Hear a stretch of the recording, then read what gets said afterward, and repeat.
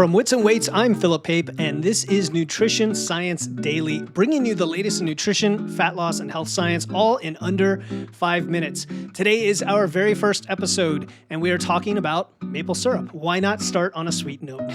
Maple syrup, the stuff you drizzle on pancakes, or as I love, my wife's oatmeal waffles. It might be more than just a sugary treat because new research suggests it could have surprising health benefits. But does this mean it's the ultimate sweetener?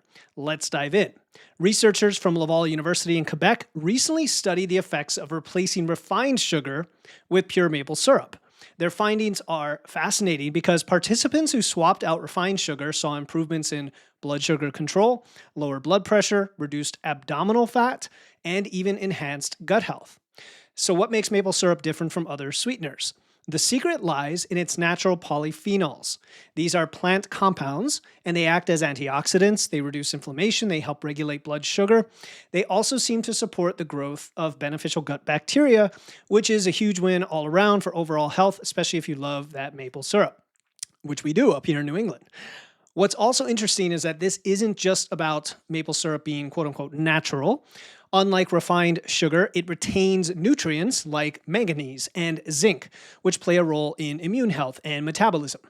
But, and this is important, it's still a source of sugar and calories. And you will find that on this show, we do not demonize any particular food.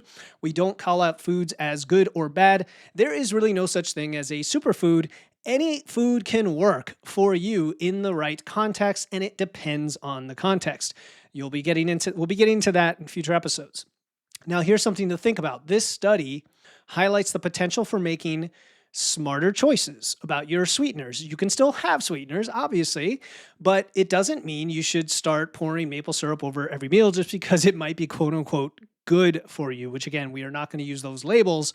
And a tablespoon of maple syrup, if you track it, has about 50 calories, and that can add up quickly if you're not mindful about it.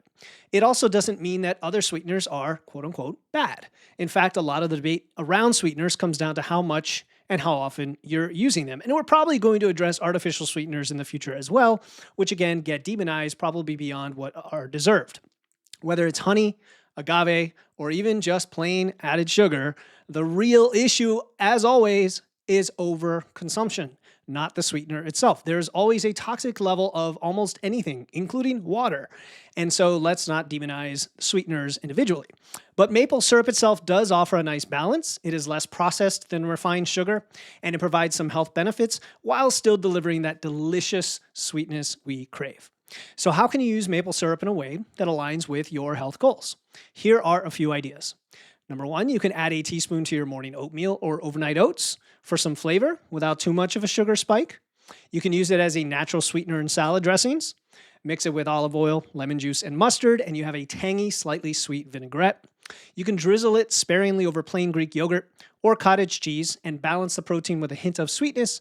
And I'm sure you can think of more. All of these options let you enjoy maple syrup without over-consuming, keeping your overall calorie intake in check as well. One more thing to keep in mind, while this research is promising, it is just one piece of the overall context. The healthiest diet is the one that prioritizes variety, balance, and nutrient-dense whole foods. Maple syrup might be a better choice than refined sugar in some cases, but it's no substitute for building that strong foundation of nutrition habits and balance. If this episode gave you a new perspective on sweeteners, definitely follow the show so you get the daily drop. And also check out my main podcast, Wits and Weights, where I dive deeper into topics like fat loss, muscle building, and sustainable nutrition. Follow this show wherever you listen to podcasts and share this episode with someone who loves breakfast as much as you do. Tomorrow, we're exploring how vitamin D might help older adults lower blood pressure. Tune in for another 5-minute science-packed episode of Nutrition Science Daily. See you then.